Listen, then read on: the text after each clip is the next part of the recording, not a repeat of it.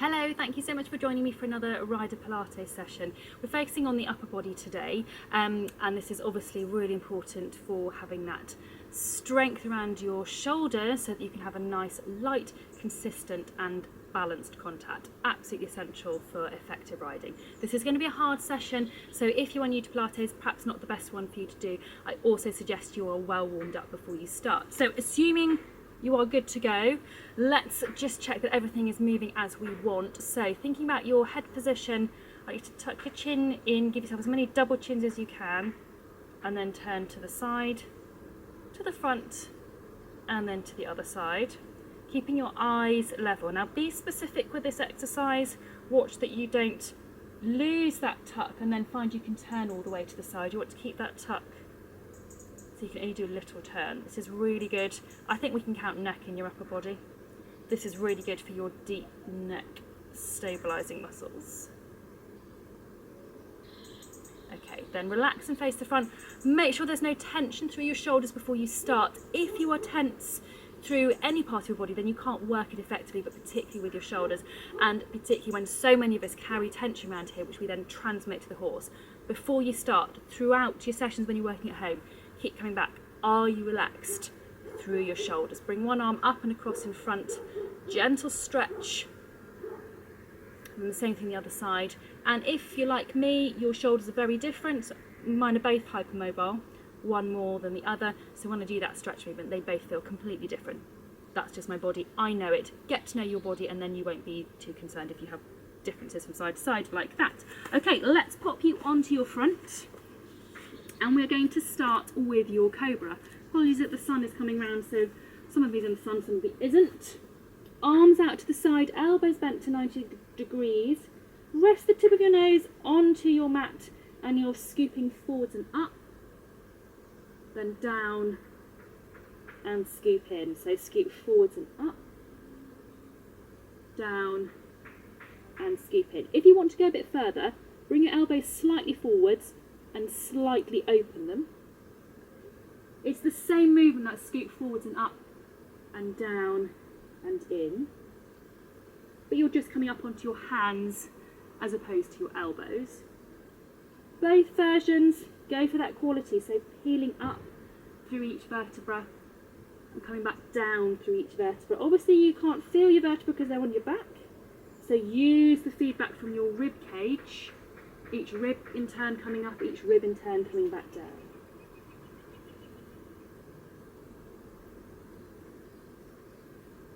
One more.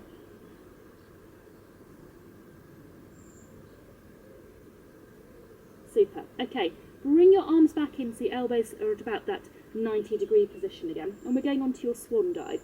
Shoulder blades back and down so they're well away from the floor. Tummy away from that imaginary puddle of water. Then we're going to lift arms, head and neck just off the floor and everything down together. So lift and lower. I'm going to turn sideways so you can hear me better, but you want to stay looking down. Watch that your elbows move with the rest of your body. They're not up here. I see this so often. You want arms to move as one unit with your upper body. Watch as well that you're not sinking down through your tummy. If you do that, you can go a lot further. All the work is happening through here. It's actually not very comfortable. So you really want it to be upper and mid back. That tummy stays away from your imaginary puddle of water. Don't forget to breathe. If possible, try to breathe out as you go into that lift because it reduces pressure on your pelvic floor muscles. But the main thing is that you are actually breathing. And if you can, do your pelvic floor as well, even better. But I appreciate that is quite hard to coordinate as well.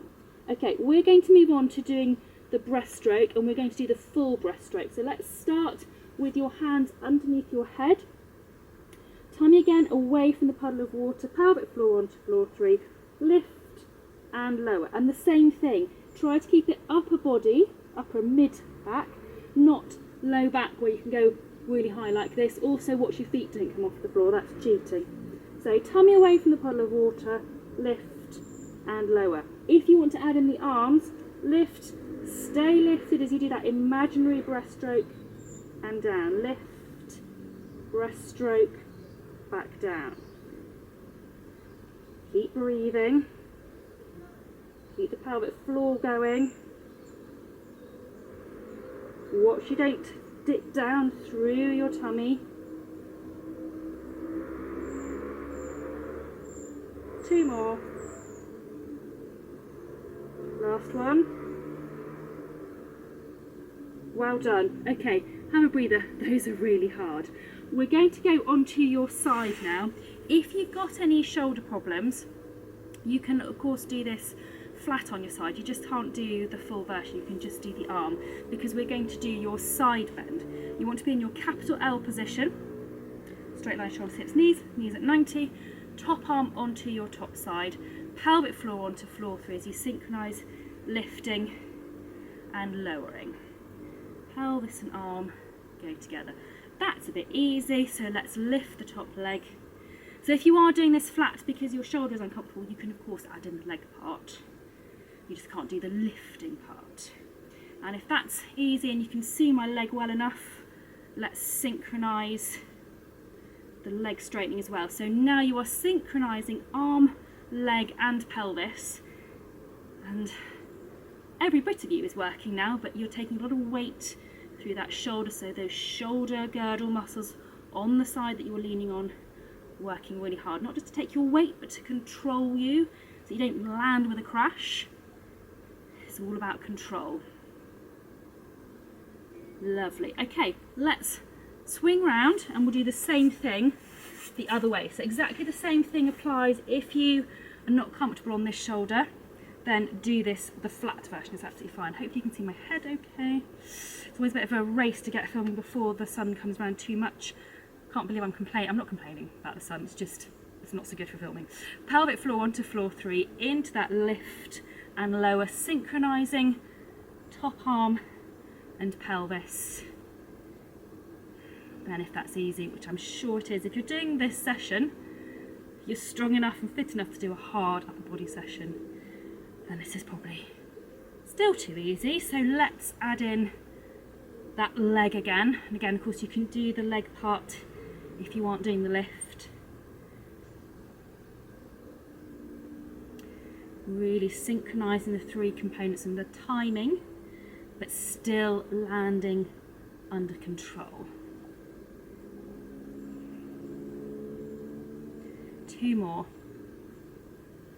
Last one. Brilliant. Okay, I'm going to go back to the other end of my mat so that my head isn't in the sun, because that's quite important to be able to see. Okay, we're going to do your leg pull in this position. My mat is quite short and I'm not that tall, I'm 5'5½". So for me, the perfect position for this is heels at one end, hands at the other, with my hands pointing away from me. The most important thing, no matter how tall you are, is that your hands are behind you, not just underneath you. They need to be behind you. Pelvic floor onto floor 3, open your hips like a hinge and slowly back down. Open like a hinge, slowly back down. If that is easy, which I hope it is, you're going to stay in this position and do some of these. So what we're looking for now is your ability to keep breathing. It's hard work, but you want to keep breathing. That is important in the saddle. But you also want your pelvis to stay level. So thinking about when you're in the saddle, you want your pelvis to stay where you put it, no matter what your legs are up to. And you might want to be able to shift your weight through your pelvis when your legs are moving, of course. But quite often you want your pelvis to stay still while your legs are on the move. If that's a little bit easy, let's change it up.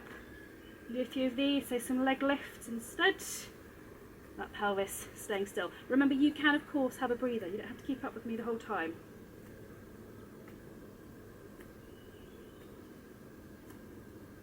Okay, then bring your pelvis back down and we're going to go onto your hands and knees. So let's turn around, and I would like you to have your hands in front of your shoulders just a little bit, your toes tucked underneath your feet, pelvic floor onto floor 3, lift your knees and slowly back down. So that lift is not big, inch, maybe 2 at the most. Keep that pelvic floor going because we're going to really make this a bit harder now. So pelvic floor and over into your plank position, and you're going to stay there and see if you can do a few alternate shoulder taps. Trying to keep your weight as still as possible. If you're finding that easy, how about some of these?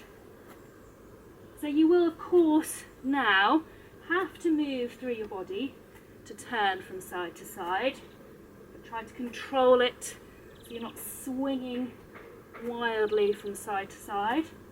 One more each arm. Super. Okay, then as you come back over your knees, hover in that spot before you come back down so you don't land with a complete crash. It's always important, like with your transitions with the horse, that they are done under control. Then bring your bottom back onto your heels if you can comfortably, but leave your hands in front of you. If you can get your head down towards the mat, please do so. If you can't, just go wherever feels comfortable.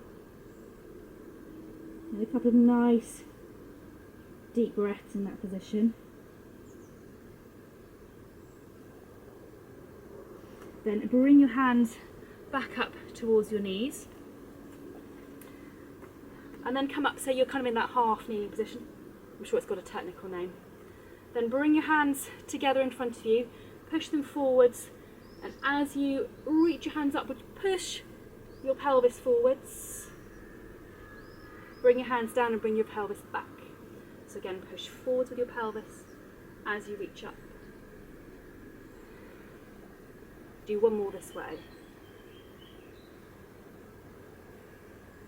I'm going to swap. You've got the other leg in front.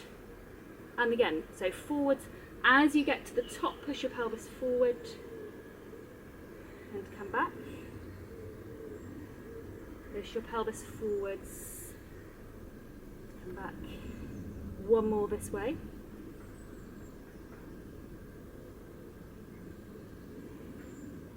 Okay, then I'm going to turn so I'm facing you. I'm going to do your mermaid in this position. So relax the upper body, reach up, bring that arm down and round, reach up, breathe in at the top, bring that arm down and round, breathe in, breathe out, bring that arm back down by your side. We're going to go the other way. So reach up, breathe in if you can, breathe out, reach, breathe out.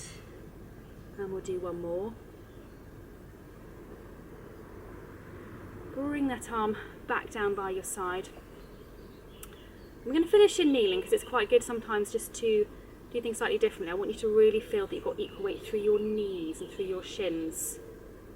We rarely focus on that part of the body, but it's good to just change our awareness. So make sure you are equal in your weight. Your breathing is relaxed, your arms are soft, there's no tension through your shoulders. Remember, the rolls are good at any time. And just allow your head to be floating at the top. And we're finishing that. Well done. Hopefully you're a little bit tired after doing that. If you need to, go and do one of the warm-up sessions, cool-down session, relaxation session, anything like that, just to help bring you back down if you need to. Otherwise, thank you for joining. I hope you found that an enjoyable session. If you haven't already subscribed, please do so. It absolutely makes my day. Anyway, look after yourselves, enjoy the time with your ponies, and I'll see you very soon.